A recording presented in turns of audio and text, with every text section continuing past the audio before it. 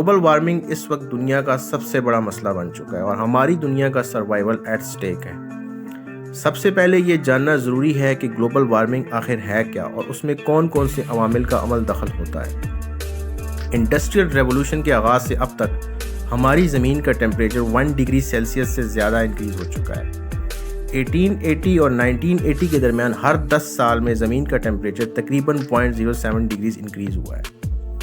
لیکن سب سے زیادہ الارمنگ بات یہ ہے کہ 1981 کے بعد سے ٹیمپریچر انکریز ہونے کی رفتار مزید تیز ہو گئی ہے اور ٹیمپریچر انکریز ہونے کا ریٹ لگ بھگ ڈبل ہو چکا ہے، اور پچھلے 40 سال میں global annual temperature 0.18 degree Celsius increase ہو چکا ہے، جو کہ بہت زیادہ الارمنگ بات ہے۔ اکارڈنگ ٹو کلائمیٹ سائنٹسٹ، ہمیں گلوبل وارمنگ کے پروسیس کو کنٹرول کرنا ہوگا اور ٹیمپریچر انکریز ہونے کے پروسیس کو سلو کرنا ہوگا۔ اگر ایسا نہ کیا گیا تو ہماری دنیا کو بہت ہی زیادہ ڈینجرس سچویشن کا سامنا ہو سکتا ہے، جس میں وائلڈ فائرز، قحط سالی، سیلاب، موسم میں شدت، طوفان اور دیگر موسمیاتی تبدیلیاں شامل ہیں، جس سے ہماری روزمرہ کی زندگی شدید متاثر ہو سکتی ہے اور کروڑوں لوگوں کی زندگیاں جا سکتی ہیں۔ ان موسمیاتی تبدیلیوں کا سب سے زیادہ اثر جن لوگوں پر پڑے گا ان میں سطح غربت سے نیچے گزر بسر کرنے والے لوگ، سیاہ فام باشندے اور دیگر معاشی طور پر کمزور طبقات شامل ہیں۔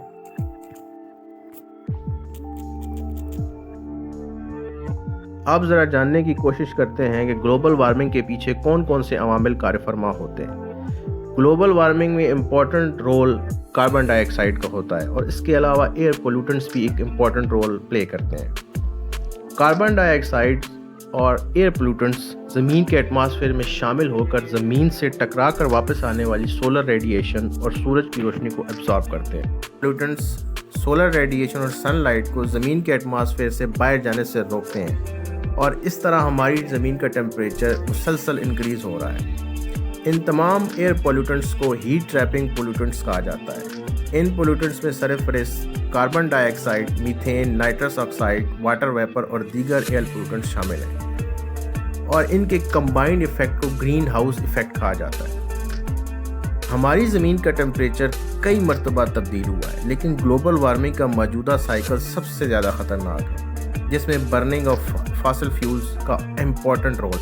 اگر ہم گلوبل وارمنگ کو کنٹرول کرنا چاہتے ہیں تو ہمیں کچھ ایمرجنسی سٹیپس لینا ہوں گے، جن میں سرفرست گرین ہاؤس گیس ایمیشنز کو بہت زیادہ حد تک کم کرنا ہے اور فاسل فیولز کے الٹرنیٹیو ڈھونڈنے ہیں۔ اچھی خبر یہ ہے کہ 2015 میں ہونے والے پیرس کلائمیٹ ایگریمنٹ کے تحت دنیا کے تمام ممالک نے ایمیشنز کو کنٹرول کرنے کے لیے نئی پالیسیز اور سٹینڈرڈز متعارف کرانے کا ارادہ کیا ہے، لیکن مایوسی کی بات یہ ہے کہ ہمارے کام کرنے کی رفتار کافی حد تک سست ہے۔